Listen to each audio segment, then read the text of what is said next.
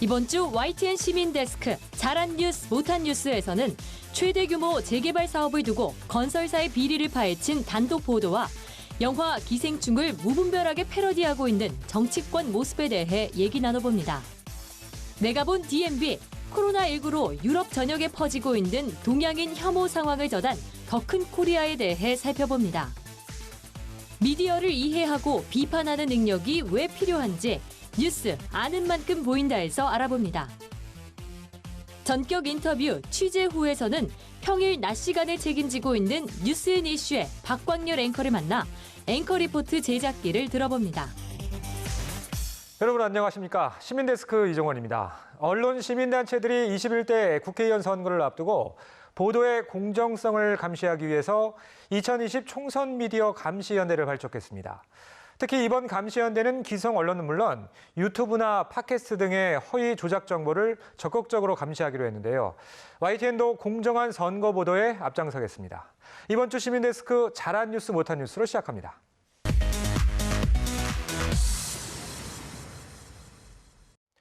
네, 먼저 오늘 함께 이야기 나눌 분들 소개해드리겠습니다. 한국여성민우회 김희영 사무처장, 또 원승현 시청자평가원, 그리고 김동민 YTN 시청자센터장 나오셨습니다.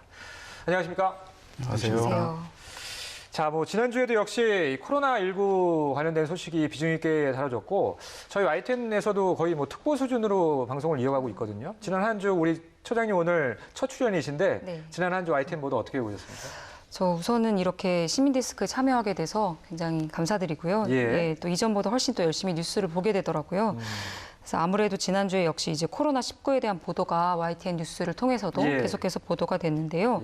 좀 매일같이 좀 갑작스럽게 변화하는 상황이잖아요. 그래서 이제 뉴스의 역할, 또 YTN이라는 보도 전문 채널로서의 역할도 한 뼘 커진 것 같다라는 생각을 했습니다. 예. 일단 칭찬으로 좀 들리긴 하는데, 뒤에 이어서 또 의견 들어보도록 하겠습니다. 우리 평가원님께서는 어떻게 들으셨나요? 네, 저도 뉴스를 쭉 보면서 너무 코로나 관련 이슈만 나오는 게 아닌가 하는 생각도 했는데요. 또 며칠 동안 추가 확진자가 나오지 않아서 그런 생각을 하다가 또 갑작스럽게 또 추가 확진자가 수십 명 나오면서 그렇죠. 아직은 재난이 현재 진행형이구나라는 생각을 했고, 이 감염증의 예방 그리고 확산 방지를 위해서 이 관련 이슈에 대해서 언론의 역할에 대해서 더 생각을 해보게 됐고, 정확하고 세심한 정보 전달이 필요한 시점이라는 생각을 했습니다. 예, 알겠습니다. 자, 본격적으로 잘한 뉴스, 못한 뉴스 시작해 보겠습니다. 먼저 사무처장님, 처음으로 꼽아주시는 이제 잘한 뉴스인데 궁금합니다. 어떤 뉴스 꼽아주셨나요? 저는 지난 2월 16일에 방송된 영화는 보고 숟가락 얹나 너도 나도 기생충 마케팅이라는 제목의 보도를 잘한 뉴스로 꼽았습니다. 정치권에서 지금 영화 기생충에 대한 아카데미 수상을 계기로 봉준호 박물관을 세우겠다, 혹은 이제 영화 산업 육성을 이제 강화하겠다라는 이제 패러디나 마케팅의 계기로 굉장히 많이 쓰이고 있는데요. 지금 그것이 핵심이 아니라 영화 메시지에 더 주목해야 하며 책임 있는 정치권의 역할이 더 요구된다라는 보도 내용이 굉장히 인상적이었습니다. 예. 요새 아무래도 정치부 기사가 이제 총선 위주의 보도가 계속 나오고 있는 상황인데, 그래서 아마 좀 더 관심을 끌었던 기사인 것 같고요. 정치부 나연수 기자의 보도였죠? 네, 그렇습니다. 방송 나가기 전에 한 4일 전에 작성된 기사였고, 어떤 의도로 이렇게 기획을 했냐고 물어보니까 재밌는 패러디까지는 괜찮은데 정치권에서 봉준호 동상이다, 봉준호 박물관이다 이렇게 이런 얘기까지 나오는 것은 너무 시대착오적이다. 그래서 영화의 메시지, 이런 소득 불평등과 빈부격차 속에서는 누구도 행복한 결말을 맞을 수 없다는 이런 메시지에 좀 더 생각을 하고, 이런 메시지를 정치권도 좀 얘기를 같이 해야 되지 않느냐, 이런 의도에서 기획을 하고 제작을 했다고 합니다. 예. 한국 영화뿐만이 아니라 이제 세계 영화사에 한 획을 걷다 이런 평가를 받고 있기 때문에 축하하고 기뻐하는 건 당연한데, 이제 좀 너무 숟가락을 얹다 보니까 좀 눈살을 좀 찌푸리게 하는 그런 상황인 것 같고요. 자, 이번에는 우리 평가원님 어떤 뉴스, 잘한 뉴스로 꼽아주셨습니까? 네, 저는 지난 2월 11일에 방송된 한남 3구역 수주전 돈다발 무차별 향응까지 보도를 잘한 뉴스로 꼽았습니다. 이번 뉴스는 코로나19 관련 이슈로 인해서 그 밖에 다른 이슈들이 묻힐 수 있는 그런 상황에서 나온 의미 있는 단독 보도였습니다. 특정 건설사가 역대 최대의 재개발 사업 구역인 한남 3구역의 조합원에게 금품을 제공한 정황을 단독으로 보도를 했는데요. 건설사의 금품 제공 사실을 고발한 조합원의 인터뷰 그리고 녹취록을 공개해서 문제 상황을 실감나게 전달을 했고요. 또 엄중한 법 집행의 필요성을 지적한 점도 적절하다고 생각을 해서 잘한 뉴스로 선정을 했습니다. 또 해당 업체인 GS건설의 입장 그리고 또 국토부 서울시 관계자의 입장도 전달을 해줘서 문제 상황을 종합적으로 잘 알 수가 있었습니다. 이번 보도에도 나왔는데 건설사가 홍보 대행사에서 한 일이다라는 식으로 발뺌을 하고 책임을 회피하는 경우가 종종 볼 수 있는 상황인데요. 이런 상황에 관련해서 보도에서 2018년에 개정된 도시정비법 내용을 소개를 했습니다. 금품을 제공한 홍보업체뿐만 아니라 그 홍보업체와 계약한 건설사의 시공권을 박탈할 수 있을 정도로 관련 규정이 강화됐다는 내용이었는데요. 또 불법 행위를 한 건설사에 대한 엄중한 처벌의 필요성을 강조를 했습니다. 그래서 구체적으로 문제 제기를 함으로써 언론의 감시 기능을 잘 보여준 좋은 보도였던 것 같습니다. 또 이 한남 3구역 재개발 사업이 총 사업비가 수조 원에 달하는 워낙 큰 규모의 재개발 사업이고 상징성이 있는 만큼 또 향후 엄정한 법 집행이 제대로 되고 있는지 추가 소식도 전해주시기를 기대를 해보겠습니다. 예. 보통 저희가 이제 이런 종류의 고발 뉴스는 사회부에서 나오는 경우가 많은데 이번 기사는 이제 경제부에서 나왔다는 점에서 좀 더 눈에 띄는 것 같고 김현우 기자의 기사였는데 말씀하신 대로 좀 후속 보도가 좀 필요한 것 같고요. 기대해 보도록 하겠습니다. 자, 이번에는 아쉬운 뉴스 이야기 나눠보도록 하겠습니다. 먼저 사무처장님 처음으로 꼽아주신 네. 못한 뉴스 어떤 뉴스인가요?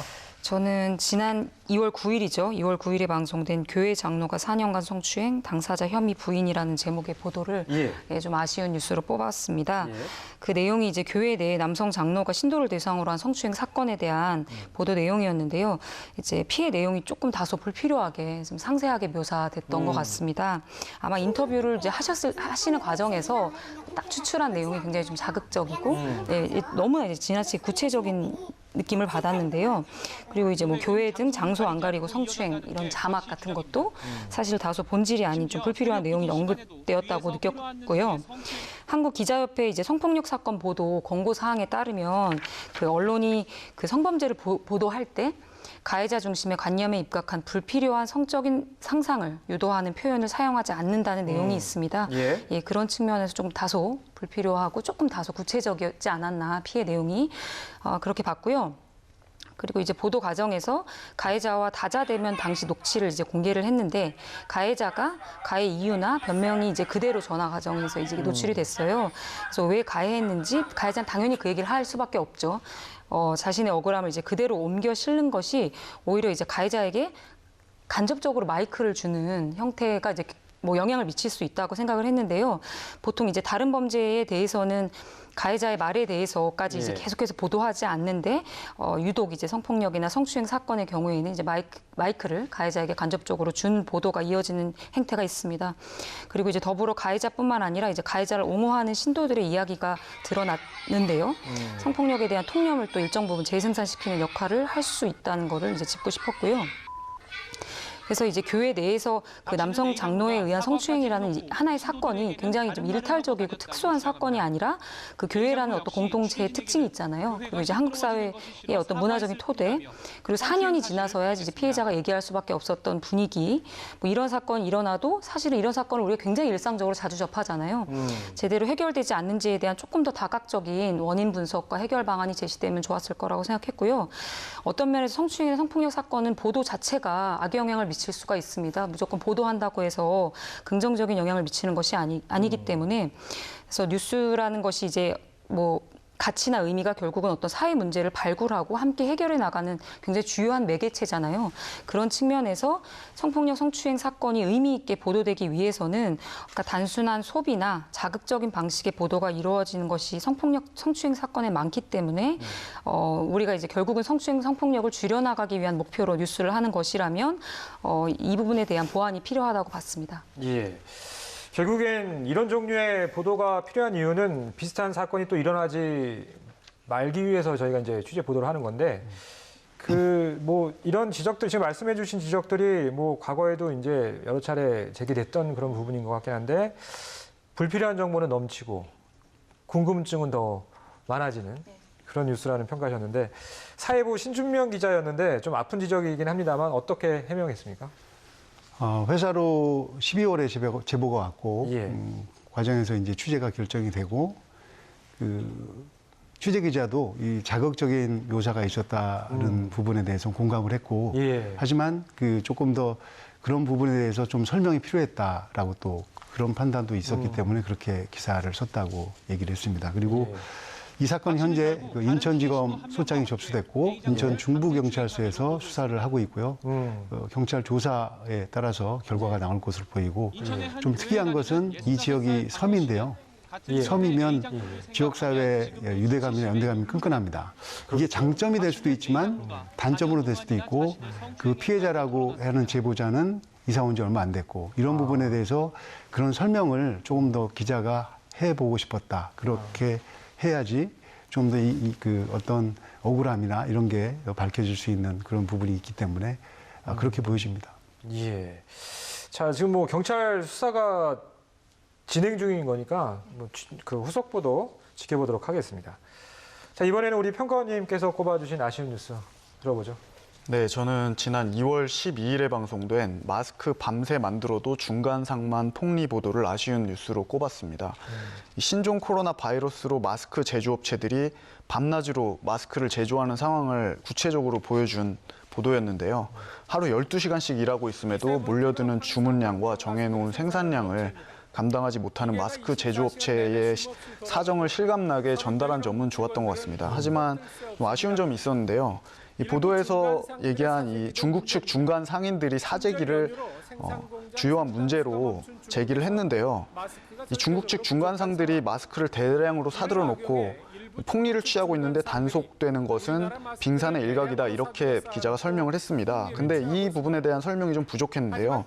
또 폭리를 취한다는 점에서도 얼마나 폭리를 취하고 있는지 이런 부분에 대해서도 설명이 없었습니다. 그래서 이 보도만 보면 그냥 정황상 대량으로 사서 폭리를 취한다 뭐 이렇게 이 정도로밖에는 이해가 되지 않았고요. 또 사재기의 주체를 중국 측 중간상이라고 지목을 했는데요. 이들이 누군지도 이 보도를 보면 알 수가 없었습니다. 뭐 중국인 상인들인지 중국으로 수출을 하는 한국인 상인들인지 이런 것에 대해서 설명이 없었고요. 또 단속 실태에 대한 설명도 좀 부족했던 것 같습니다. 뭐 정부가 적극적으로 단속을 안 해서 단속이 안 되는 건지 뭐 그런 부분에 대해서 설명이 없다 보니까 단속이 되는 부분은 아주 적다라고밖에는 설명을 안 해서 이 상황을 제대로 알 수가 없었습니다. 이 생산 상황에 대해서 함께 전달을 하다 보니까 분량 제한 때문에 이 뒷부분이 좀 설명이 좀 부족했다 싶기도 하지만 아무래도 사재기 현상의 심각성을 제대로 보여주기에는 좀 불충분한 그런 보도가 아니었나 생각이 들었습니다. 예. 자, 구체적인 데이터, 그러니까 팩트가 좀 부족하다는 지적이신 것 같은데 전국부 김학무 기자의 기사였죠? 네, 취재 기자는 중국에서 활동하는 한국인 무역상의 제보로 취재를 시작했고, 그리고 중간상은 제중국 교포 무역상이나 아니면 뭐 한국인 무역상도 일부 있었다고 합니다.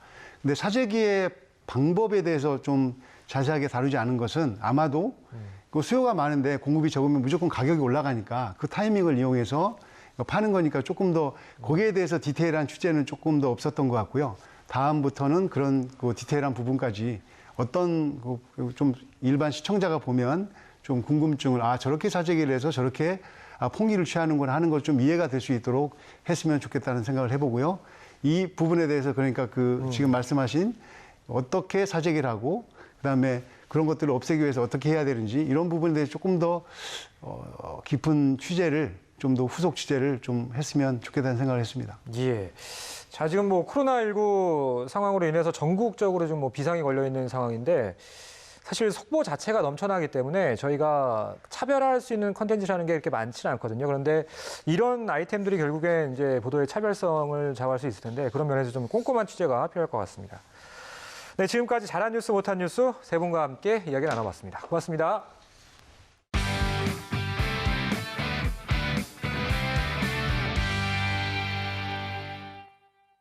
YTN DMB에서 방송된 프로그램을 평가하는 내가 본 DMB 시간입니다. 전 세계를 공포로 몰아넣은 코로나19 여파가 사그라지지 않고 있는데요. 최근 중국의 한인 소식과 함께 유럽에 퍼지고 있는 동양인 혐오 소식을 전한 더 큰 코리아를 정은정 평가원이 살펴봤습니다. 안녕하세요. YTN-DNB 시청자평가원 정은정입니다. 최근 중국 우한에서 발생된 코로나19로 많은 사람들의 일상생활이 위축되고 있습니다.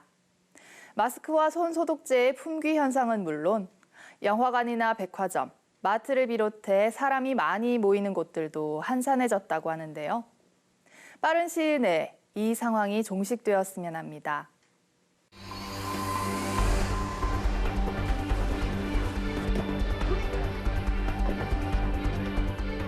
우리에게도 익숙한 상하이, 선전, 그리고 저 멀리 하얼빈까지 빠르게 확산하고 있습니다. 이 세 곳에 YTN 글로벌 리포터들이 있는데요. 현지 분위기와 함께 우리 동포들의 소식 전해드립니다.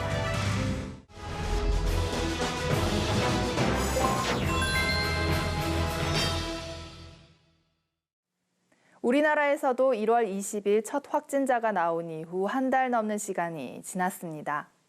속속 완치자가 나오고 있는데요. 세계의 이슈와 재외 동포들의 소식을 전하는 더 큰 코리아에서는 최근 중국의 상황과 현지 한인들의 소식, 코로나19와 관련해 유럽에서 퍼져나가는 동양인 혐오증에 대해 전했습니다. 1,600만 명이 사는 대도시의 활력은 찾아볼 수 없습니다. 먼저 중국 선전과 하얼빈, 상하이의 변화된 일상과 분위기를 글로벌 리포터들을 통해 자세하게 소개했습니다. 가치를 감춘 지 오래입니다. 마트 출입구에서 체온을 재거나 택배 물품을 건물 밖에서 수령하며 외출을 자제하는 등 감염을 예방하기 위한 여러 조치들을 확인할 수 있었습니다. 중국 당국의 권고로 영업을 못하는 등 동포사회도 큰 어려움에 놓였습니다. 중국에 거주하는 한인들을 위한 한인회와 총영사관의 노력도 소개됐습니다. 무엇보다 필요하지만 부족한 상태인 마스크를 한인들에게 공급하고 구호 물품이나 관련 물자를 확보하며 증상 발생 시 의사와의 연결도 담당하고 있었습니다. 어려운 상황에서도 자신들의 역할을 마다하지 않는 모습이 인상적이었습니다. 다음으로 코로나19에 대한 부족한 정보와 언론의 자극적인 보도가 중국인을 비롯한 동양인에 대한 혐오로 이어지는 유럽의 상황에 대해서도 다뤘습니다. 지난 4일에는 중국인 여성이 무차별적인 폭행을 당하기도 했습니다. 독일에 거주하는 중국인들은 차별적인 시선이 일상이 됐다고 말합니다. 독일 함부르크와 프랑스 파리, 러시아 모스크바를 찾아 그곳에 거주하고 있는 중국인이나 한국 유학생들이 겪은 코로나19와 관련한 동양인 차별의 경험을 생생하게 들을 수 있었는데요. 코로나19와 관련한 동양인 혐오를 다룬 보도, SNS를 통한 혐오 반대 운동 등도 함께 소개해 현상에 대한 다양한 정보도 뒷받침됐습니다. 특정 인종을 향한 차별과 혐오에 감염병에 대한 불안과 공포를 자극하지 않으면서 감염병보다 더 무서운 것은 그것을 계기로 차별이나 혐오를 부추기는 일이라는 메시지를 전했습니다. 시의성 있는 주제를 다루면서도 현상 자체보다 그 이면의 여러 모습을 차분하게 담아내려 한 점이 돋보였습니다.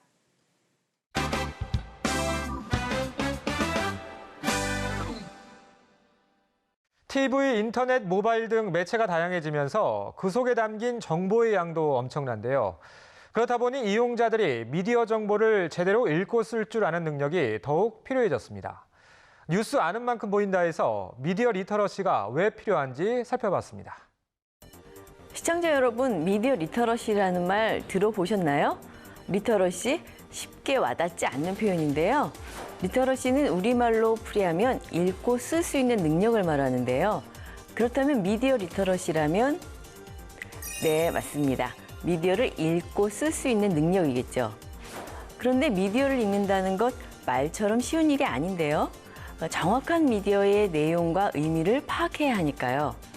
내용과 의미를 해석하는 과정에는 그 내용이 믿을 만한지 또 타당한지 판단하는 비판적 이해 능력이 반드시 필요하죠.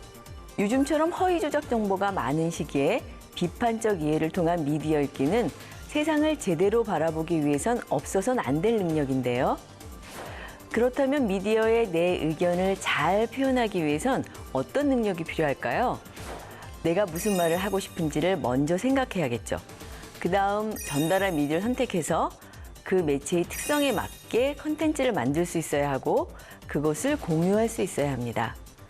이때 내가 만든 컨텐츠로 누군가를 공경에 빠뜨리거나 피해를 주지 않기 위해 책임 있는 미디어 쓰기 능력이 필요한 거죠. 미디어를 제대로 읽고 올바르게 쓰기 위해서는 언제 어디서나 자신이 필요한 미디어와 컨텐츠에 접근할 수 있는 능력이 선행되어야 합니다. 예를 들어 본다면 스마트폰에서 다양한 앱을 쉽게 사용할 줄 알아야 하고 포털에서 필요한 정보를 검색할 줄 알아야 합니다. 미디어 리터러시는 미디어를 통해 다른 사람과 상호작용하는 사회적 행위를 포함하고 있습니다. 또 한 가지, 사회 문제를 해결하기 위한 의사결정 과정에도 참여할 수 있는 능력을 가져야 합니다. 정리해보면 이렇습니다.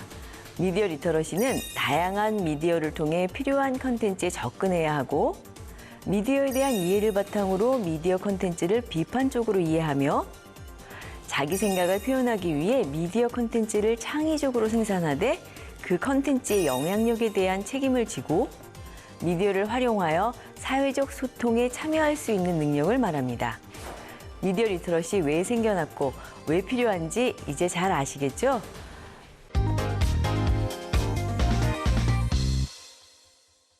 취재 뒷얘기를 들어보는 코너죠. 이번 주는 뉴스앤이슈의 박광렬 앵커를 만나서 앵커 리포트 제작기와 여러 에피소드를 들어봤습니다. 함께 보시죠.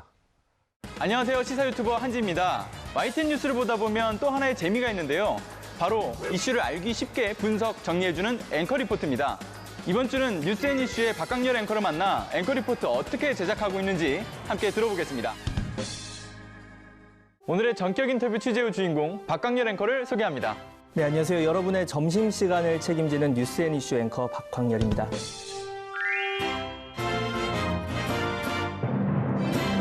앵커로는 이제 전격 인터뷰 취재 후에 출연하는 첫 주자인데 얘기 나누기 전에 앵커 리포트 활약상 자료 화면으로 준비를 했습니다. 자료 화면 함께 보고 오겠습니다. 4년 만에 최저 방문객, 산천어가 너무 많이 남아서 낚시터는 당분간 문을 열 정도인데요. 이 따뜻한 날씨와 코로나19가 가장 큰 이유였죠. 선관위의 당명 허용 기준이 논란입니다. 이 한국당의 비례대표용 위성정당 미래한국당 당명 등록을 허용했죠. 미국인들이 자막 읽고 통역을 거치는 것에 익숙하지 않죠. 이 1인치 장벽을 뛰어넘게 한 번역과 통역의 힘을 알아보겠습니다. 처음에 아이템을 좀 선정하시고 그리고 기획하고 취재하는 걸 모든 영역들을 다 다루시는 거네요. 네, 그렇습니다. 아침 7시 40분에 이제 회의를 하거든요. 뉴스는 11시에 시작하는데 이제 한 3시간 전쯤 이제 회의를 하는 거죠. 회의를 하고 회의에서 나온 결과를 바탕으로 해서 기사를 쓰고 필요한 인터뷰를 넣고 자료 그림을 넣고 또 그래픽을 의뢰하고 이런 식으로 해서 완성물을 만들어야 되는데 보도국에선 다루지 않은 내용을 앵커 리포트로 빨리빨리 또 소화를 하는 것도 굉장히 중요하다고 생각해서 그런 측면에서 가치가 있다고 생각하고 준비하고 있습니다. 뉴트로 열풍에 맞춰가지고 의상을 직접 입어보기도 하셨고 실험적인 어떤 아이템들을 직접 선보이시기도 하는데 주변의 어떤 반응들은 좀 어때요? 좀 실험적인 걸 하다 보면 실수도 나오거든요. 그것에 대한 지적을 하다 보면 기가 죽을 수도 있고 새로운 시도를 안 할 수도 있으니까 되게 격려 많이 해주시고 그때 그 뉴트로 관련 기사 때 입었던 옷은 제가 중학교 친구한테 17년 만에 연락해서 빌린 거예요. 이 자리를 빌어서 그 친구한테 다시 한번 고맙다는 말을 꼭 하고 싶습니다. 지난번에 손소독제 만들고 마스크 만들었을 때 있는데 그렇게 뭔가 시연을 하게 되면 저희가 리허설을 다 하면 좋겠지만 생방송이잖아요. 생방송은 그 분량이 정말 중요한데 그 분량을 정말 터무니없게 넘기는 보통 앵커 리포트가 한 3분 정도, 길면 3분 30초거든요.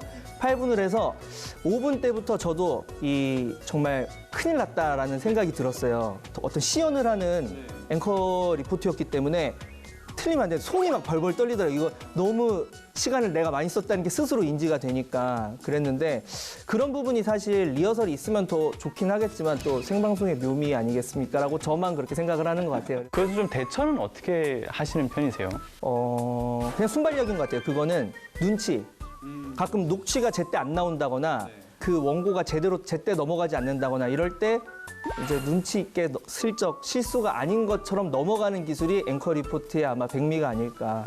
기자를 하다가 앵커가 되셨잖아요. 그래서 기자 활동을 할 때의 그 취재 활동과 앵커로서 취재 활동하는 거에 어떤 차이점이 좀 있을까요? 앵커는 출입처가 따로 없거든요. 출입처가 없고 그렇다 보니까 어떤 조금 더 좋은 쪽으로 보자면 유용성에 더 집착을 하게 되는 것 같아요. 이미 나간 뉴스라도 남들한테, 시청자한테 도움이 되는 뉴스인지, 그리고 조금 더 재미라는 측면에 대해서 뭐 구성 같은 것에 대해서도 더 의미를 부여하는 것 같고, 기자일 때는 그 안에 그릇 안에 뭐가 담겼냐를 더 중시한다면, 물론 지금도 그릇 안에 내용물 자체는 기본적으로 중요하겠지만 지금은 이 때깔이라고 하죠. 그래서 뭐 가게가 어떻게 디자인이 잘 돼 있고, 네, 또 뭐 그런 여러 가지 것들, 그런 디자인이라든가 뭐 이런 부분에 대해서 더 많이 신경을 쓰는 것 같고. 최근 몇 달간의 리포트를 다 살펴봤는데요. 박강렬 앵커 본인이 생각하기에 이건 베스트 3에 든다라고 하는 리포트 무엇이 있을까요? 손소독제랑 마스크 했던 것도 이게 방송에 나갈지 안 나갈지 모르겠지만 많이 좋았던 것 같고, 뭐 제가 서해안에 놀러 갔다가 라면을 뭐 평소에 한 700원짜리인데 물만 부어주고 3,000원에 파는 걸 보고 격분해서 그 녹음을 했어요.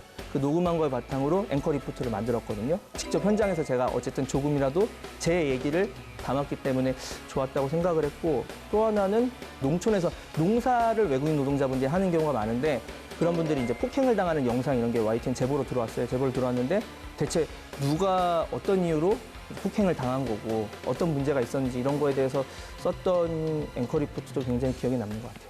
앵커 리포트를 볼 때도 좀 뉴스인데 새롭다라는 느낌을 많이 받았거든요. 근데 오늘 그 뒷이야기를 들어보니까 더 흥미로운 이야기들을 많이 들어볼 수 있었던 것 같습니다. 네, 오늘 출연해 주셔서 감사합니다. 네, 오늘의 전격 인터뷰 취재 후 박강렬 앵커와 함께했습니다. YTN 뉴스를 보시면서 생기는 궁금증 시민데스크 게시판에 의견 남겨주시면 제가 담당 취재기자를 만나 여러분들의 궁금증을 해결해드리도록 하겠습니다. 다음 시간에 뵙겠습니다. 시민데스크는 시청자와 함께 만들어갑니다. 보도와 프로그램에 관한 여러 의견들 시청자센터 홈페이지 게시판에 남겨주시고요. 다음 주 더 알찬 소식으로 찾아뵙겠습니다. 고맙습니다.